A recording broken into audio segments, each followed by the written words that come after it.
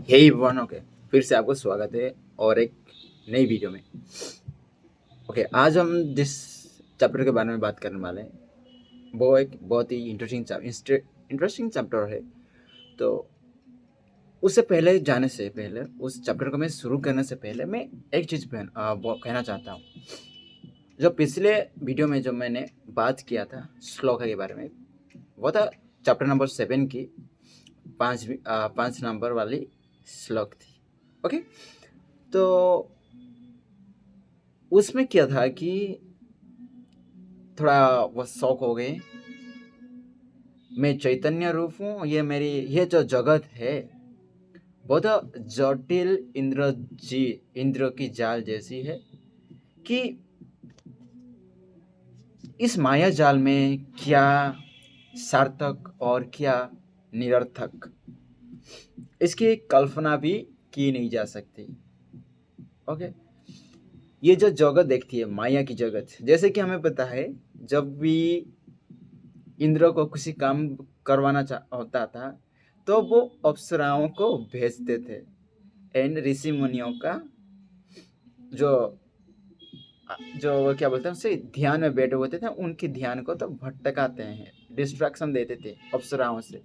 ऐसे ये दुनिया भी उनकी एक जैसी है। जैसे कि हमारे जब हम कुछ सक्सेस कुछ पाने के लिए करते हैं जाते हैं तो हमारे सारे इर्द गिर्द एक सुंदर कन्याएं, सुंदर चीजें भेज दिया जाता है।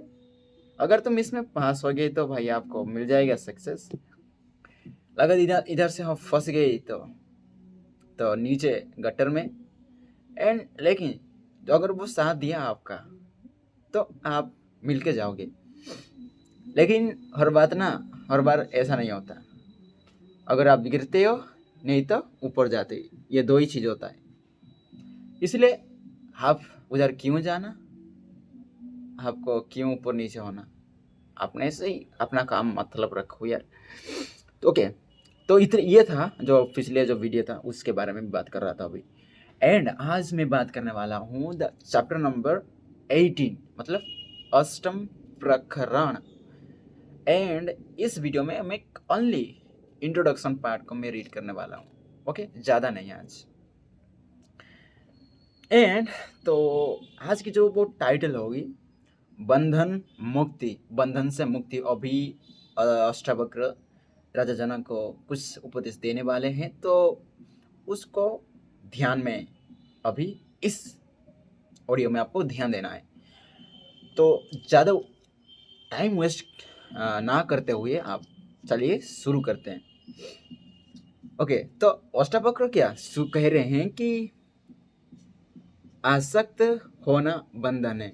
आसक्त होना, किसी भी चीज में चिपके रहना, वो आसक्त किया जाता है एंड उसे हम बंधन कहते हैं।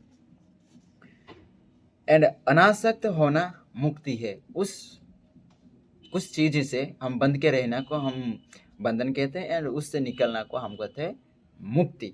जैसे कि हमारे जो हम जो इस जन्म और मृत्यु की साइकिल में बंधे रहते हैं, यदि इस साइकिल से हम निकल जाते हैं, अगर इस साइकिल से हम बाहर निकल जाते हैं तो इसे हम कहते हैं मुक्ति। ओके, अष्टावक्र की अनासक्ति दायित्व से भागना या कर्तव्य से विमुक्ता नहीं है। देह का कार्य देह करेगी तो उससे निर्लिप्त रहे। ओके, जो देह का कार्य होगा वो देह करेगा, तो क्यों इतना दिमाग उसमें घुसा रहा है। ओके, एंड ना उसको कर्म में और ना कर्म फल में तेरी रुचि होनी चाहिए। किसी में भी आपका मन रुचि नहीं होना चाहिए, उनकी जो कर्म में या कर्म फल में। आप तो निरर्थक हो। ओके, तू निर्विकार हो जा। तू बोध हो गया तो कोई प्रश्न ही नहीं कि दैहिक कर्म अकर्म हो। फिर देह भी अपनी आत्मा के अनुसार कृत अकृत का निर्णय विवेक से कर लेगी। पर तू उसकी और मत निहार, विस्मृत कर दे कि तू देह में है, तू व्यक्त है, तू हर जगह है। आसक्तियाँ तुझे देह में सीमित कर देती है, जबकि तू निराकार है। बंधन मुक्ति मुझे विराट से सूक्ष्म बनाते हैं, जबकि मुक्ति तुझे अनंत बनाता है। ओके, जो बंधन होते हैं, ओके, जैसे सपोज हम लेते हैं, एक एग्जाम्पल तौर पर लेते हैं। मैंने सुना है कि, ये तो मेरी एक्सपीरियंस नहीं, कि मैंने सुना है एक शादी एक बंधन होता है। ओके, यहाँ पर एक लड़की और लड़का साथ पैर लेते हैं, अपने वचनबद्ध होते हैं कि इसमें हम आप जब तक हम मरते नहीं, मरते दम तक आपके साथ ही रहेंगे।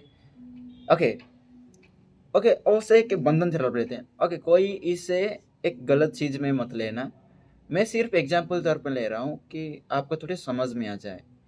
ओके, तो बंधन, ये एक बंधन होता है, लेकिन अगर मुक्ति किसे कहते हैं, अगर इस बंधन में आप ना जाओ, मैं ये नहीं कह रहा है कि भाई बंधन में जाकर, बंधन में बांधने के बाद आप उधर से निकल जाओ डिवोर्स करके, ये नहीं कह रहा हूँ। मैं कह रहा हूँ कि आप बंधन में ही मत जाओ, कि आप शुरुआत ही नहीं करो, रुचि नहीं होनी चाहिए उसमें कर्म की। आप कर्मफल बाद में करोगे तो भाई आप तो हो गए ना आपके। ओके ओके, इसी तरह ओके, एक और, जब आप सिंगल होते हैं यार, यंग एज में होते हैं, तो आप घूमते फिरते थे, कहीं की टेंशन नहीं थी कि आप कहाँ करें क्या करें। जब एक बंधन में आते हो आप, सब शादी का बंधन, शादी हो गया, बच्चे हो गए, पत्नी का और एक रेस्पॉन्सिबिलिटी आ गया है कि भाई वो अपनी घर छोड़कर तुम्हारे घर आई है, तो वो तुम्हारी रेस्पॉन्सिबिलिटी है कि भाई उसे खाना पीना, रहने के लिए घर, कपड़े पहनने के लिए देना आपकी रेस्पॉन्सिबिलिटी आ गया। एक बच्चे, आपका बच्चा होगा, बच्चा का स्कूल, पढ़ाई, खाना पीना, सबका तेरे ऊपर रेस्पॉन्सिबिलिटी आ जाता है। ओके, ये एक बंधन हो गया। लेकिन जब आप उससे जो शादी में एंटर ही नहीं किए थे, लेकिन उससे पहले क्या था, बंधन मुक्त, आप जहाँ मर्जी जा सकते थे। ओके, ऐसे ही उसे हम मुक्ति कहते हैं। एंड इस तरह ही जन्म मृत्यु, हम जब मुक्ति कहते हैं, एक्चुअल मुक्ति, दिस इज एक जगत में जन्म मृत्यु एक साइकिल होता है। इस साइकिल के अंदर ना बहुत सारी चीज़ें होती है, जैसे हमारी पढ़ाई कि हमारे घूमना फिरना। आप पैदा हुए, इस बीच में छोटे छोटे childhood life, adulthood life and oldhood life, सब आपकी चलती है। इसमें बहुत सारे कांड करते हो आप, कुछ काम करते, अच्छे काम करते, बुरे काम करते, सब नोट होता है। इसके बदले में आपको कुछ रिजल्ट आता है। जैसे कि हम पता है ना, एग्जाम आप देने के बाद, आपको टेस्ट देने के बाद एग्जाम के रिजल्ट आती है। उसी तरह जब आप इसे कर्म कर सकते हो, आप सब अपना काम हो गया, आप आपका मरने का टाइम आ गया, आप मर गए, उसके मरने के बाद आपका रिजल्ट चेक होगा, आप कितने % अच्छे से काम किए, एंड कौन सी जगह पे आप अच्छा काम किया एंड कौन सी जगह पर नहीं। एंड कुछ ऐसे क्वेश्चंस होते हैं ना, जिसको आप पता है कि ये राइट आंसर होगा, लेकिन उस राइट आंसर को भी राइट नहीं करते हो, आप लिखते नहीं, आप रॉन्ग वाले को ही चूज करते हो। इसी तरह आपकी ज़िंदगी में भी आप कुछ चीज़ें, आपको लग रहा होगा कि ये सही करना ठीक है, लेकिन कुछ लोगों की बात में आकर आप कुछ अलग ही कर देते हो, अलग चीज़ें सिलेक्ट कर देते हो, तो वहाँ पर आपकी गलतियाँ हो जाती है। आप वहाँ पर सब दिख जाएगा रिजल्ट आने के बाद, कहाँ पर हम कुछ गलतियाँ करते थे या कहाँ पर हम गलती कर दिए थे, तो उसका रिजल्ट हम वो भी भुगतना पड़ेगा। तो रिजल्ट आने के बाद जो अच्छा होगा, तो आप इस जन्म और मृत्यु के जो साइकिल होती है उसमें से निकल जाओगे एंड आपको मुक्ति मिल जाएगी। कुछ दिन भगवान के पास रहने के बाद आप फिर से, आपका जो कर्म के जितने कर्म अच्छे किए थे, कर्म वो खत्म होने के बाद फिर से आप इस जन्म और मरण चक्र में आना पड़ेगा। ऐसा मैं नहीं कहता, ऐसा मैंने सुना है। And if you listen anything different, then comment कर देना, क्योंकि भाई नॉलेज का ही शेयर और आदान प्रदान ही तो आपका नॉलेज को वास्ट करता है। ओके, नेक्स्ट आता है, हम जितने भी हम चैप्टर्स पढ़े थे अष्टावक्र गीता की, उस चैप्टर्स की जो शुरुआत में ना एक श्लोक जरूर होती है। ओके, श्लोक जरूर होती है। तो इस चैप्टर में भी, इस चैप्टर नंबर 8 में भी एक श्लोका है, तो उस श्लोका को मैं पढ़ना चाहता हूँ। यदा नाहम तदा मख्य यदाहम बंधनम तदा मत वेति हेलया किंचिन मा गृहाण विमोच मा। जब मैं नहीं रहता तब मख्य होता है। ओके, जब मैं नहीं रहता तब मख्य होता है, जब मैं होता है तब बंधन होते हैं। आत्मा ज्ञानी की यही सत्य मानकर त्याग और ग्रहण की इच्छा से पूर्ण मुक्त हो जाना चाहिए। ओके, ये श्लोक क्या कहता है? ये एक श्लोक है जो चैप्टर नंबर 8 की ना पूरी सारांश को एक छोटी सी सेंटेंस में आपको डिस्क्राइब कर रही है। तो ये कह रहा है, जब मैं नहीं होता, जब लोग नहीं कर, ऐसे नहीं कहते ये मैं काम कर रहा हूँ, ये मैं क्या है, ये मेरा है, ये मैं, ये इस चीज़ को मैंने लाया है, ये मैंने, मेरा पैसा है, मेरा चीज़ है, मेरी गाड़ी है, मेरी पैसा है, मेरी पेन है, मेरी खाता है। जो मैं लगती है ना, किसी भी चीज़ से पहले ना मैं लगती है, तब आप बंधन में होते हो। ओके, मैं जब मैं आता है ना, मैं इस चीज़ को मैं किया हूँ, तब अहंकार आ जाता है कि भाई मैंने किया है, मैं लगता है ना, वो चीज़ में ना, वो बंधन में आप रह जाते हो। बंधन, उसे बंधन कहते हैं। ओके, मैं भी अच्छे से डिस्क्राइब नहीं कर पाऊँ, लेकिन जितना मैं कर सकता हूँ ना, उतना तो मैं करूँगा, जितना हो सकता है मेरे से। ओके, लेकिन जब मैं नहीं होता तब मत्स्य होता है। ओके, जब मैं मतलब क्या, तुम, मैं नहीं रहता तो आपके मैं के अलावा क्या यूज कर सकते हो? किसी भी चीज़ को यूज कर सकते हो। जैसे तुम कृष्णा के आप ऊपर छोड़ दो, या भगवान के ऊपर छोड़ दो, या भगवान आपने दिया है मेरा, या भगवान ने मुझे दिया है। और क्योंकि भाई तुम्हारी चीज़ कुछ भी ना, तुम्हारी चीज़ नहीं है, तो आप ना किसी चीज़ के आगे से मैं नहीं लगाना। ओके, तो ये था कहने का इस श्लोक का एंड। तो उसकी जो डिस्क्रिप्शन में थोड़ा पढ़ के आपको सुनाना चाहता हूँ। डिस्क्रिप्शन है, त्याग और संन्यास। त्याग और संन्यास। गुरुदेव इस विषाद वर्णन की ओर बढ़ रहे हैं। ओके, अभी गुरुदेव बढ़ रहे हैं त्याग और संन्यास के ऊपर थोड़ा कुछ बोलेंगे। बंधन और मुक्ति के माध्यम से वे शिष्यों को त्यागने और संन्यास अर्थात मुक्त होने का ज्ञान दे रहे हैं। ओके, बंधन और मुक्ति से होने का ज्ञान दे रहे हैं। त्याग सात्विक, राजस और तामस 3 प्रकार का कहा गया है। यज्ञ, दान और तप रूपी सात्विक त्याग है। मोह का त्याग निश्चय ही तामस त्याग है। कर्तव्यरत रहकर भोगों में आसक्त न होकर किया जाने वाला त्याग राजसी त्याग है।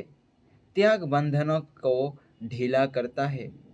त्याज्य और ग्रहणियों के विषय में गुरु ने बहुत कह दिया है।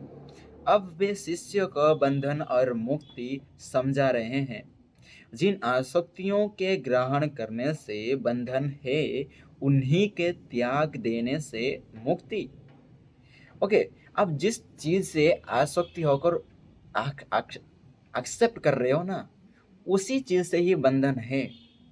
एंड अगर उसी चीज को ही आप त्याग दोगे ना, छोड़ दोगे, तो आपको मुक्ति मिल जाती है। ओके, एंड आसक्ति सरलता से अनासक्ति में नहीं बदलती। जो आसक्ति होती है वो अनासक्ति से नहीं बदल, अच्छा माने सिंपल से ये डायरेक्टली नहीं बदल जाती कि भाई आसक्ति कुछ चीज़ों में है तो आप डायरेक्टली छोड़ नहीं सकते कुछ उस चीज़ को। ओके, एंड यह छली है, इसे माया का सबसे घातक अस्त्र समझना चाहिए। यह रूप बदलने में बड़ी निपुण है।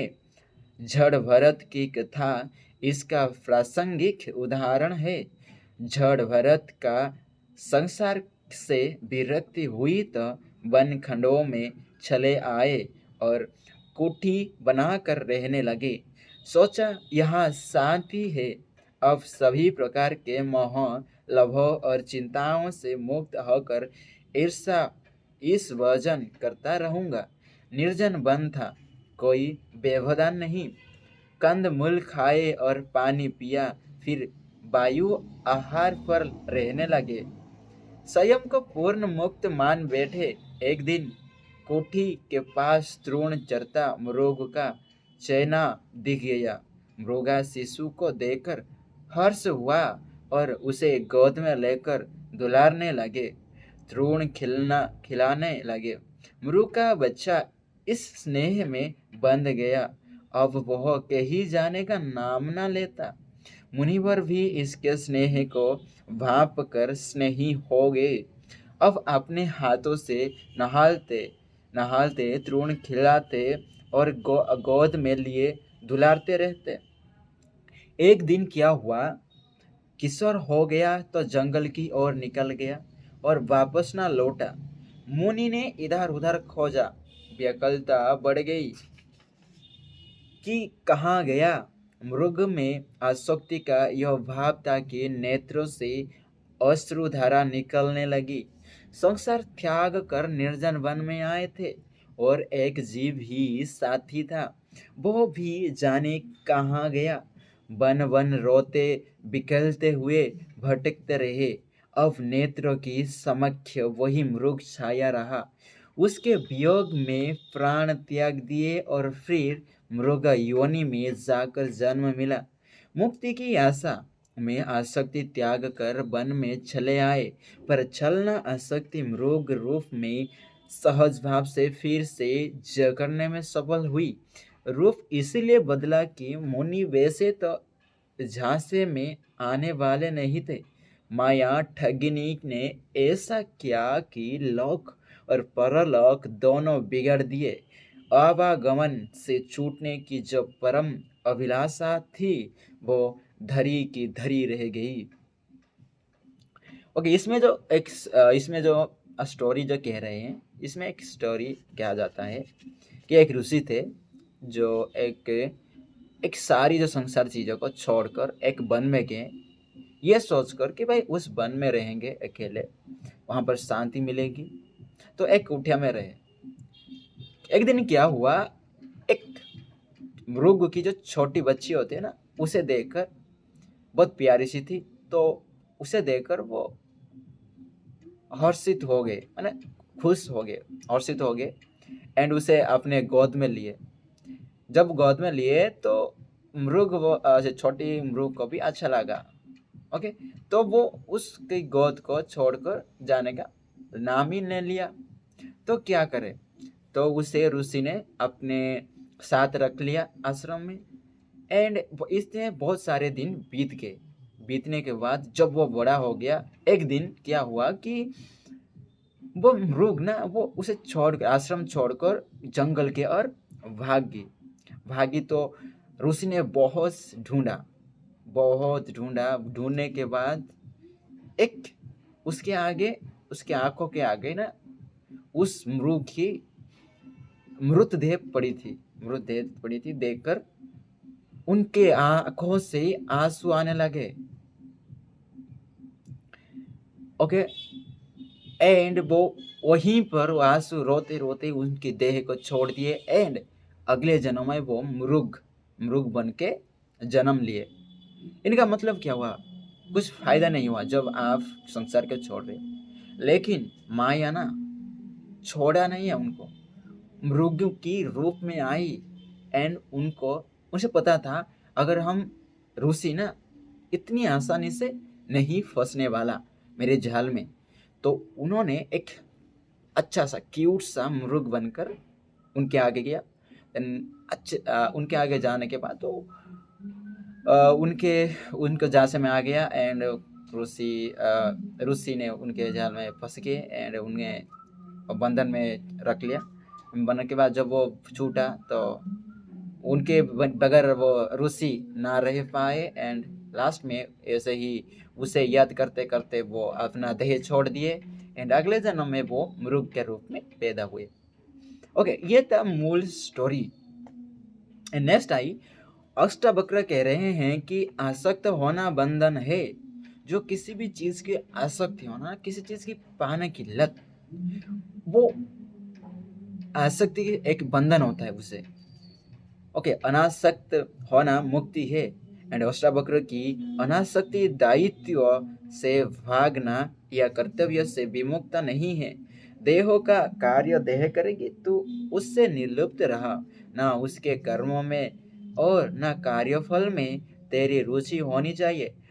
ओके, तू कर्म कर चल, तू अपना काम कर चल। शरीर तो है तो काम तो करेगी जरूर, लेकिन जो काम कर रही है ना उसे तुम्हारी रुचि रहनी चाहिए ना। उसकी जो फल, जो कार्य करने के बाद जो फल आनी है उसमें आपकी रुचि होनी चाहिए। ओके, तू बद्ध हो गया तो कोई प्रश्न ही नहीं कि दैहिक कर्म अकर्म हो। फिर देह भी अपनी आत्मा के अनुसार कृत अकृत का निर्णय विवेक से कर लेगी। पर तू उसकी और मत लख, मत निहार, विस्मृत कर दे कि तू देह में है, तू व्यक्त है, तू हर जगह है। आसक्तियाँ मुझे देह में सीमित कर देती है, जबकि तू निराकार है। बंधन तुझे विराट से सुख मनाती है, जबकि मुक्ति तुझे निराकार, जबकि बंधन तुझे अनंत कराती है। अपनी ही दिग्दर्शन से तू विस्मित हो जाएगा, पर शर्त है कि देह नेत्र की बजाय ज्ञान नेत्र, आत्मा चक्षु से देखो। अष्टावक्र बंधन मुक्त प्रकरण के माध्यम से शिष्य को स्थिरता प्रदान करने का प्रयास कर रहे हैं। आत्मा शक्ति में वृद्धि हो तो जातक निर्णय लेने में अधिक पारदर्शी और सक्षम हो जाता है। मोह, लोभ, मद और स्वार्थ जैसी विकार माया जनित रस्सियां है जो मनुष्य को बंधन में बांधती है। इन रस्सियों से अस्पृश्य हो जा तो मुक्त हो जाएगा। ओके, जो इस दो जो स्ट्रांजा मैंने पढ़ा, जो दो पैराग्राफ मैंने पढ़ा, उसमें क्या लिखा है कि बंधन होते हैं ना, वो आपके जो विराट रूप को ना एक सूक्ष्म रूप कर देता है। लेकिन जब आप आत्मज्ञानी हो जाते हैं, आत्मदर्शी, देन तो आपका नहीं, आपका अनंत रूप हो जाता है, बड़ा रूप, बंधन से मुक्त हो जाते हैं। तो मुक्ति आपको अनंत रूप दे देता है।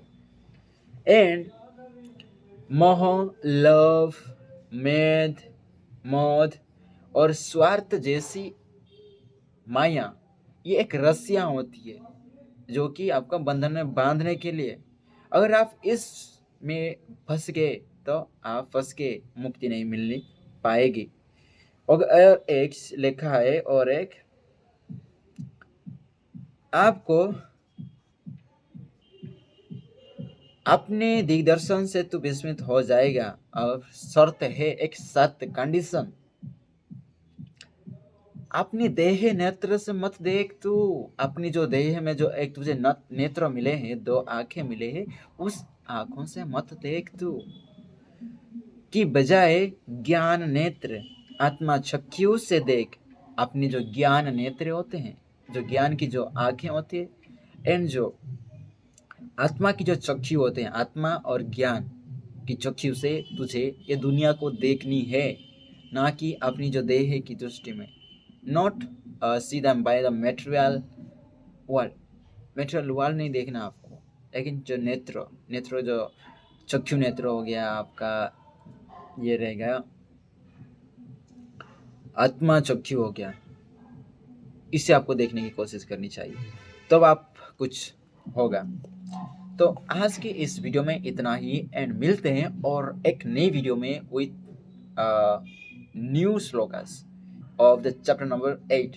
ओके, थैंक यू, एंड अपना ख्याल रखिएगा, एंड मिलते हैं और एक नई वीडियो में विथ न्यू आइडियाज।